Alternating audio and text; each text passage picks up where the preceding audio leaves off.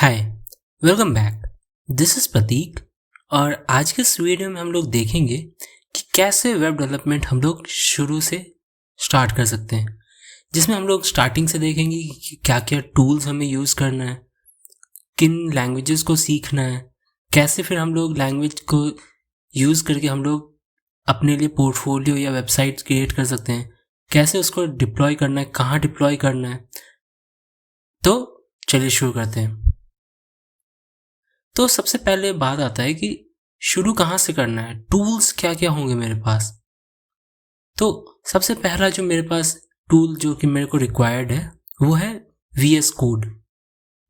अब क्योंकि हम लोग जब वेबसाइट या कोड कुछ भी हम लोग जब कर रहे हैं तो हमारे पास एक टेक्स्ट एडिटर या IDE होना चाहिए। VS कोड एक तो ओपन सोर्स है और साथ ही साथ क्या है, ये कंप्लीटली फ्री है और ये बहुत ही पावरफुल एक टेक्स्ट एडिटर है जिसको आप सही प्लगइन्स को यूज़ करके एक फुल फ्लेज्ड IDE की तरह यूज़ भी कर सकते हो। अब इसके साथ हमारे पास अल्टरनेट क्या है, तो अल्टरनेट में मेरे पास जैसे है एटम, सबलाइम टेक्स्ट, ये दोनों फ्री हैं और एक पेड ऑप्शन है पर वर्थ इट है वेबस्टॉर्म। तो ये बात आ गया मेरा जब कोड लिखना था और उसको IDE का हेल्प या कुछ भी, तो उनके लिए ये सारे थे। पर सबसे ज़्यादा आपको जो हेल्प करेगा आपके कोड लिखने में, आपके काम को आसान करने में, तो वो है शॉर्टकट्स। अब आप कोई भी टेक्स्ट एडिटर यूज़ कर लीजिए या IDE यूज़ कर लीजिए, अगर आपको शॉर्टकट्स पता है हर एक छोटे छोटे काम का, तो आपका टाइम बहुत ही ज़्यादा सेव होने वाला है। तो शॉर्टकट्स दिमाग में रखना बहुत ही नेसेसरी है, अब चाहे वो VS कोड का हो या फिर किसी अदर एप्लीकेशन का। उसके बाद प्लगइन्स, तो मैंने आपको जैसे बताया हुआ है कि एक सारे इंपॉर्टेंट प्लगइन्स आपके जो रिक्वायर्ड हैं वेब डेवलपमेंट के लिए, वो आपके सिस्टम में या आपके टेक्स्ट एडिटर में इंस्टॉल्ड होने चाहिए। अब मैं नेक्स्ट वीडियोस में बताऊंगा कि कौन कौन से प्लगइन्स हैं जो हमें एज अ वेब डेवलपर ज़रूर यूज़ करना चाहिए। एटलीस्ट एक बार ट्राई करके देखना चाहिए कि वो किस तरह से काम करते हैं। उसके बाद आ जाते हैं कमांड लाइन। अब ये छोटे छोटे जो टर्मिनल्स के कमांड होते हैं, ये हमारे टिप्स पे होने चाहिए, इनसे हमारा प्रोडक्टिविटी बढ़ जाता है। आप टर्मिनल के थ्रू जो काम कर रहे हैं वो ऑब्वियसली फास्ट होगा एज़ कम्पेयर टू जो आप माउस से जो भी आप काम करोगे, चाहे वो फाइल क्रिएट करना हो, चाहे अपना डायरेक्टरी चेंज करना हो। अब कमांड लाइन के बाद आ जाता है मेरा गिटहब और VCS stands for version control system. तो अब हमारे पास इसका क्या रिक्वायरमेंट है, हमें ये क्यों सीखना है। तो बेसिकली होता क्या है कि जब मैं कोड लिख रहा हूँ तो कभी ऐसा सिचुएशन आ सकता है कि आप किसी ग्रुप में काम कर रहे हो जहाँ पे एक पर्टिकुलर बंदा किसी एक मॉड्यूल में काम कर रहा है, कोई दूसरा बंदा किसी दूसरे मॉड्यूल में काम कर रहा है। तो इन सब चीज़ों को बहुत अच्छे से मैनेज करने के लिए हमारे पास गिट है। इससे क्या होता है कि डिफरेंट ब्रांच क्रिएट कर लिए और फिर हम लोग साथ में काम कर रहे हैं। बाद में फिर क्या है, जैसे रिक्वायर्ड होगा हम लोग उसको मेन ब्रांच में मर्ज कर लेंगे। और साथ ही साथ क्या होता है, आप अपने ना डिफरेंट वर्जन ऑफ कोड में ट्रैक रख सकते हैं। सपोज आपने आज वर्जन 1 पे काम किया, फिर वर्जन 2 पे आप काम कर रहे हो, पर कोई प्रॉब्लम आ गया या कोड ब्रेक हो गया, तो आप रिवर्ट हो सकते हो वर्जन 1 में यूजिंग VCS। अब गिटहब क्या है, तो गिटहब एक हमें समझ लीजिए क्लाउड एक सर्विस प्रोवाइड कर रहा है जहाँ पे हमारा कोड या हमारे रिपोजिटरीज होस्टेड है। अब गिटहब क्यों मैं रिकमेंड कर रहा हूँ, क्योंकि एक तो ये कंप्लीटली अभी फ्री में आपको public as well as private repository provide कर रहा है। और I guess as a student या as a open source developer आपको ये बहुत ज़्यादा इम्पॉर्टेंट है आपके लिए कि आप कौन सा गिट के लिए क्लाउड सर्विस यूज़ कर रहे हो। उसके बाद आ जाता है हमारा UI और UX। As a web developer UI UX बहुत ही इम्पॉर्टेंट रोल प्ले करता है।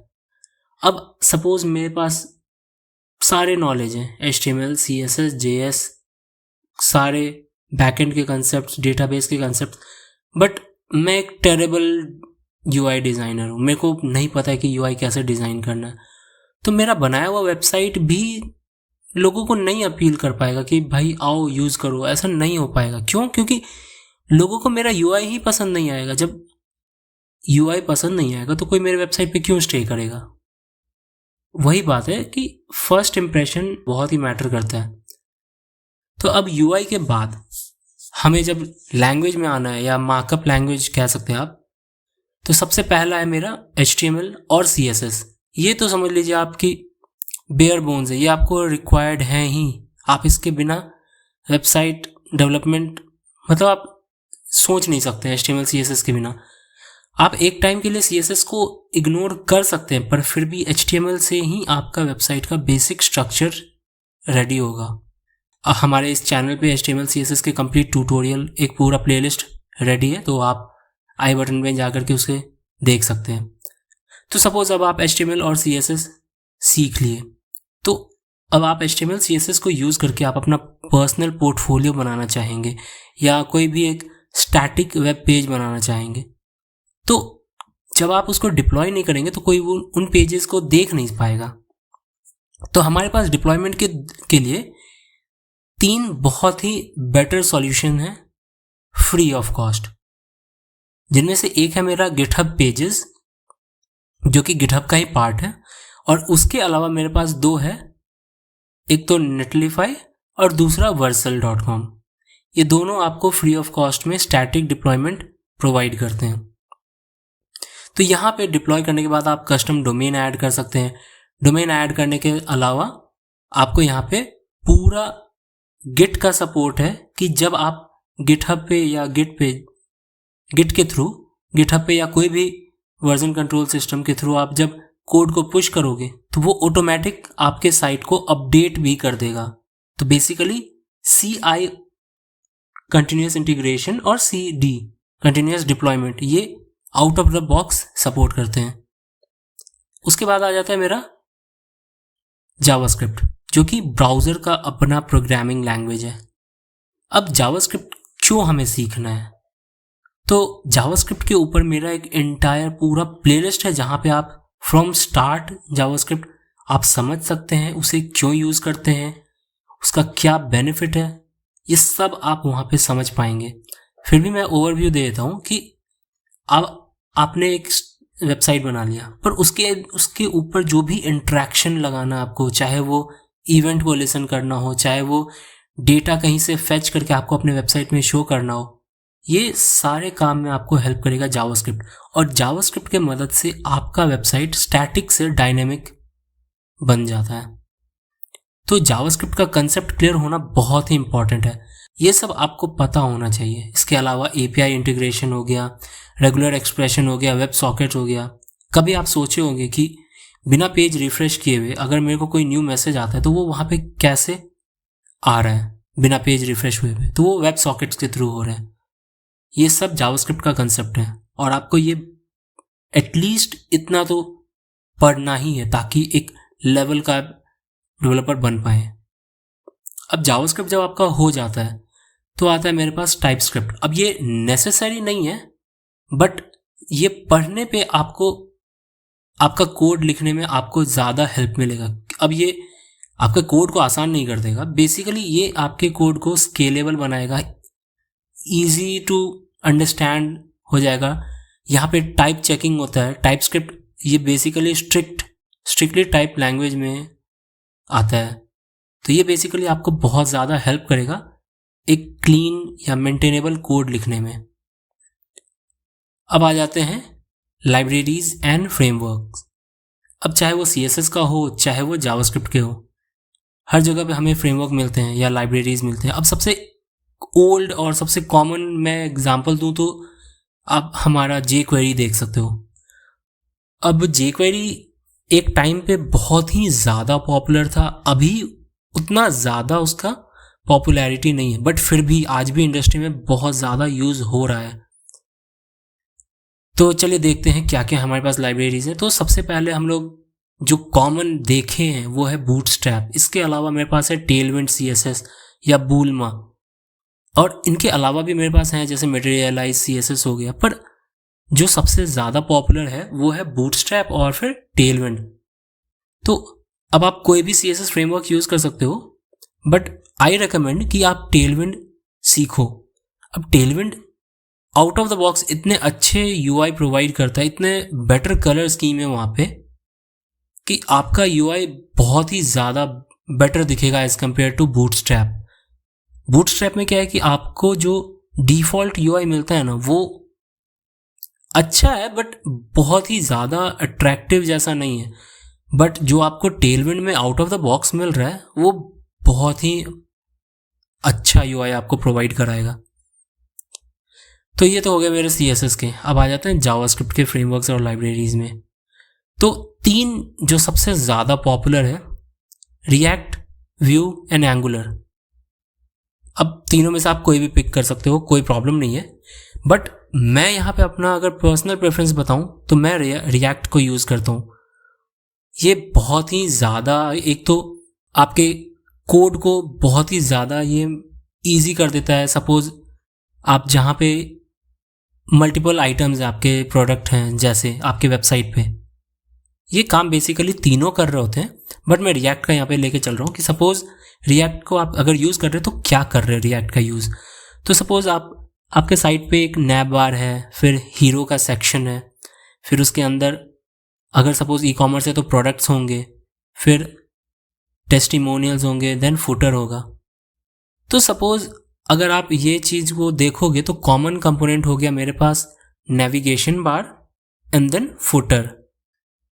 तो इन जगहों पे क्या है कि आप इनको एज अ कंपोनेंट क्रिएट कर लो और उस कंपोनेंट को हर जगह रेंडर कर लो। इसके अलावा रिएक्ट क्या करता है कि ये वर्चुअल डॉम प्रोवाइड करता है और उस वजह से आप बहुत ही ज़्यादा फ्लेक्सिबल होकर जावास्क्रिप्ट के साथ UI डिज़ाइन कर सकते हो। सेम काम व्यू का है और एंगुलर का है, बट एंगुलर में क्या है कि वहाँ पे टाइपस्क्रिप्ट यूज़ होता है और इसका लर्निंग कर्व थोड़ा ज़्यादा है। तो अगर आपको ईजी टू स्टार्ट करना है तो रिएक्ट और व्यू में से आप कोई भी चूज़ कर सकते हो। मेरा पर्सनल फेवरेट है रिएक्ट, मैं वो यूज़ करता हूँ अपने प्रोजेक्ट्स में। और मैं अगर आपको एक ग्राफ दिखाऊं तो यहाँ पे सबसे ज़्यादा पॉपुलैरिटी रिएक्ट का है, जो ये ब्लू लाइंस आप देख रहे हो। तो एक ये भी फैक्टर है कि टाइम टू टाइम रिएक्ट बहुत ज़्यादा पॉपुलैरिटी गेन कर लिया है। अब आ जाता है जब आप रिएक्ट सीख लोगे तो उसके बाद क्या सीखना है। तो रिएक्ट के साथ साथ हमें स्टेट मैनेजमेंट बहुत अच्छे से सीखना है और स्टेट को मैनेज करने के लिए हमारे पास रिएक्ट का अपना कंटेक्स्ट API भी है, रिडक्स भी है, इसके अलावा फेसबुक का बनाया हुआ फ्लक्स भी है। बट आप स्टार्ट कर सकते हो रिएक्ट कंटेक्स्ट API से और उसके बाद आप फिर रिडक्स में स्विच कर सकते हो। और UI के लिए आप मटेरियल UI भी यूज़ कर सकते हो या फिर टेलविंड यूज़ कर सकते हो। फिर अगेन पर्सनल प्रेफरेंस है मेरा टेलविंड, और आप चाहो तो मटेरियल UI भी यूज़ कर सकते हो, कोई प्रॉब्लम नहीं है।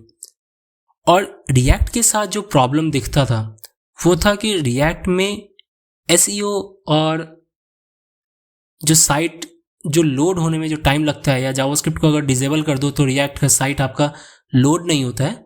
तो उन प्रॉब्लम्स को सॉल्व किया है Next.js। अब Next.js को आप रिएक्ट ही समझिए कि 90% रिएक्ट, 10% एक्स्ट्रा फीचर्स हैं इसमें। तो अगर आप रिएक्ट सीख लिए हो, रिडक्स वगैरह सब कवर कर लिए हो, तो मैं रिकमेंड करूँगा कि आप Next.js ज़रूर सीखें। अभी तक में आप फ्रंट एंड डेवलपर, एक अच्छे फ्रंट एंड डेवलपर बन गए हो अगर आप इतना तक सीख लिए हो, अच्छे से प्रैक्टिस कर लिए हो, 2 4 5 प्रोजेक्ट बना लिए हो अच्छे, तो आप एक अच्छे फ्रंट एंड डेवलपर हो। अब बात आता है कि बैकएंड में क्या सीखना है। तो बैकएंड में बेसिकली 2 कंटेंट है जो कि आपको फोकस करना है। एक तो सर्वर साइड स्क्रिप्टिंग, दूसरा डेटाबेस। ठीक है, क्योंकि बिना डेटाबेस का या बिना सर्वर साइड स्क्रिप्टिंग का आप बैकएंड कैसे करोगे। तो बैकएंड के लिए मेरे पास जो लैंग्वेज हैं उनमें कोई कमी नहीं है, जैसे जावा हो गया या Node.js हो गया, PHP हो गया, पाइथन हो गया। बट ओवर द टाइम क्या दिख रहा है कि Node.js बहुत ही ज़्यादा पॉपुलैरिटी गेन किया है और ये मैं पर्सनली यूज़ कर रहा हूँ। मैं बहुत ही ज़्यादा इसके साथ फ्लेक्सिबल हो गया हूँ। कोड बहुत ही ईजी, बहुत ही ज़्यादा लाइट वेट होता है। उसके अलावा पाइथन में आपके पास Django फ्रेमवर्क है जो कि बहुत ही ज़्यादा पावरफुल है। अपना इंस्टाग्राम Django के ऊपर ही चल रहा है। PHP में Laravel फ्रेमवर्क है, बट अगेन पर्सनल प्रेफरेंस मैं बता रहा हूँ, मेरा फेवरेट जावास्क्रिप्ट है, Node.js को मैं यूज़ कर रहा हूँ। और एक रीज़न ये भी है कि जावास्क्रिप्ट एक लैंग्वेज सीखने के साथ आप उससे फ्रंट एंड बैक एंड दोनों जगह यूज़ कर सकते हो। आपको कोई भी एक नया लैंग्वेज सीखने का ज़रूरत नहीं है, और जावास्क्रिप्ट में कोई भी चीज़ का कमी नहीं है। आप सारे काम वो कर सकते हो जो कि कोई भी वेबसाइट जो PHP पे बना हुआ है या जो Django पे बना हुआ है या जो जावा को यूज़ करके बना है, जो वो काम कर रहा है वो काम आप जावास्क्रिप्ट से कर सकते हो Node.js के हेल्प से। तो सपोज़ आप Node.js लेकर के अगर आगे बढ़ रहे हो, ऑब्वियसली जावा में भी अपने फ्रेमवर्क्स हैं, PHP में जैसे मैंने बताया आपको Laravel है या फिर CodeIgniter है, और फिर पाइथन में फ्लास्क या Django दोनों है। इसके अलावा भी मेरे पास फ्रेमवर्क्स हैं, बट जो जावास्क्रिप्ट या Node.js में जो सबसे पॉपुलर फ्रेमवर्क्स हैं उनमें एक है मेरा एक्सप्रेस और दूसरा है कोआ। अब दोनों में से कोई भी आप यूज़ कर सकते हैं, बट ओवर द टाइम जो मैं सबसे ज़्यादा पॉपुलर देखा हूँ वो है एक्सप्रेस, और ये बहुत ही ईजी टू अंडरस्टैंड है, ठीक है। और अच्छा बात क्या है कि Node.js के साथ आपको बहुत सारे पैकेजेस मिल जाते हैं जो कि आपके काम को बहुत ही आसान कर देता है। आपको कहीं भी एक्स्ट्रा एफर्ट लगाना नहीं पड़ता है। तो जब ये मैं फ्रेमवर्क भी सीख लिया Node.js का, तो अब मेरे को डेटाबेस में स्विच करना है। तो जब डेटाबेस में आएंगे तो कौन सा पकड़ें, क्योंकि वहाँ पे दो टाइप के डेटाबेस है मेरे पास, एक तो SQL बेस्ड और दूसरा NoSQL। अब NoSQL का मतलब ये नहीं कि SQL का रिक्वायरमेंट नहीं, वहाँ पे मतलब हो गया NoSQL का कि नॉट ओनली SQL, ठीक है। तो अब बेस्ट एग्जाम्पल है मेरे पास MongoDB फॉर NoSQL, और SQL के लिए तो हमारे पास ट्रेडिशनल MySQL या Postgre है ही। तो आप कोई भी डेटाबेस चूज़ कीजिए, चाहे SQL चाहे NoSQL, मैटर नहीं करता है अगर आप अच्छे से टास्क परफॉर्म कर पा रहे हो। बट आई रिकमेंड कि आप दोनों सीखिए, ताकि जैसा रिक्वायरमेंट हो तो रिक्वायरमेंट के बेसिस पे आप अपना काम कर पाएँ। उसके बाद आ जाता है मेरा कि जब मैं सर्वर साइड स्क्रिप्टिंग सीख लिया, डेटाबेस सीख लिया, तो अब मैं क्या करूं। तो सबसे पहले मैं बोलूँगा कि आप अच्छे से CRUD का प्रैक्टिस करें। CRUD यानी create, read, update and delete. ये डेटाबेस के साथ आप जब CRUD का प्रैक्टिस कर लोगे तो, क्योंकि प्रोजेक्ट्स में क्या होते हैं ना, 90% तो बेसिक CRUD होते हैं, और जब आप CRUD सीख लेते हो, CRUD में चाहे वो आप इमेज का हो, इमेज अपलोडिंग हो, चाहे फिर बेसिक टेक्स्ट को डेटाबेस से मैनिपुलेशन का बात हो, तो इनसे आपका बहुत सारा कंसेप्ट क्लियर हो जाएगा। और ये चीज़ मैं सिर्फ Node.js के लिए नहीं बोल रहा हूँ, कोई भी प्रोग्रामिंग लैंग्वेज आप सर्वर साइड में लेके चल रहे हो, उसमें आप CRUD को ज़रूर प्रैक्टिस करो अच्छे से, और CRUD को यूज़ करके आप बहुत सारे प्रोजेक्ट्स बना सकते हो। जब एक बार CRUD हो जाए तो फिर स्विच कर देना चाहिए REST API पे। तो REST API से क्या होगा फिर कि जैसे आप फ्रंट एंड बना रहे हो, और उस फ्रंट एंड के साथ आप अपना API बना करके एक फुल स्टैक वेबसाइट आप डिप्लॉय कर सकते हो। और फिर आपके पास है GraphQL। GraphQL एक बहुत ही इम्पॉर्टेंट टॉपिक है, बट छोटे प्रोजेक्ट्स के लिए इसका रिक्वायरमेंट नहीं है उतना। एक बहुत ही कॉम्प्लिकेटेड प्रोजेक्ट है जहाँ पे मिलियंस या tens of millions of users आ रहे हैं, वहाँ पे GraphQL आपका बहुत ही ज़्यादा हेल्प करने वाला है। आपके सर्वर के लोड को बहुत ही कम कर सकता है ये GraphQL API as compare to REST API, ठीक है। और जब इतना सारा कुछ आप सीख चुके हो तो इसको यूज़ करके मिनिमम 3 या 4 प्रोजेक्ट ज़रूर प्रैक्टिस करना है। इनसे आपका कंसेप्ट क्लियर होगा, और जब सारे प्रोजेक्ट्स बन जाएं तो अपने तक नहीं रखना है, लोगों के साथ शेयर करना है। तो शेयर करने के लिए उसको कहीं ना कहीं डिप्लॉय करना पड़ेगा, और डिप्लॉयमेंट के लिए मेरे पास जो बेस्ट ऑप्शन है वो मेरे को लगता है एक तो Heroku, जो कि कम्प्लीटली फ्री आपको प्रोवाइड करता है एक प्लान। अगर आपके पास एक्स्ट्रा पैसे हैं तो आप DigitalOcean का $5 पर मंथ वाला प्लान भी चूज़ कर सकते हो, और नहीं तो AWS का 1 ईयर कम्प्लीटली फ्री टीयर को आप यूज़ कर सकते हो। और AWS का प्राइसिंग मॉडरेट है, बहुत ज़्यादा हाई भी नहीं है, या फिर लो तो मैं नहीं बोलूँगा, लेकिन हाई भी नहीं है। तो यहाँ पे आप जब डिप्लॉयमेंट तक समझ जाते हो तो AWS बेसिकली क्लाउड में आ गया। तो अब आप एक अच्छे वेब डेवलपर बन चुके हो। यहाँ पे अब आपको रुकना नहीं है, इसके अलावा आपको बहुत कुछ है, चाहे वो डॉकर हो गया या कुबरनेटिस हो गया, इनके अलावा आपका बहुत सारा ऐसा नया नया टेक्नोलॉजीज़ हैं जो कि आपको सीखना है। मैं जानता हूँ इस वीडियो में हर एक चीज़ को कवर नहीं कर पाया हूँ मैं, बट यहाँ तक एक मिनिमम वेब डेवलपर को अगर फुल स्टैक डेवलपर है तो इतना आना चाहिए, इससे वो अपने कोई भी आइडिया को वो एग्जीक्यूट कर सकता है। कोई भी आइडिया के लिए वो एक अच्छा वेब बेस्ड प्रोजेक्ट या वेब बेस्ड एप्लीकेशन रेडी करके डिप्लॉय कर सकता है। तो इस वीडियो में इतना ही। आई होप आपको ये वीडियो पसंद आया होगा। Thanks for watching. Like this video, share this video with your friends and subscribe to our channel. And I will see you in my next video. Till then, bye and happy coding.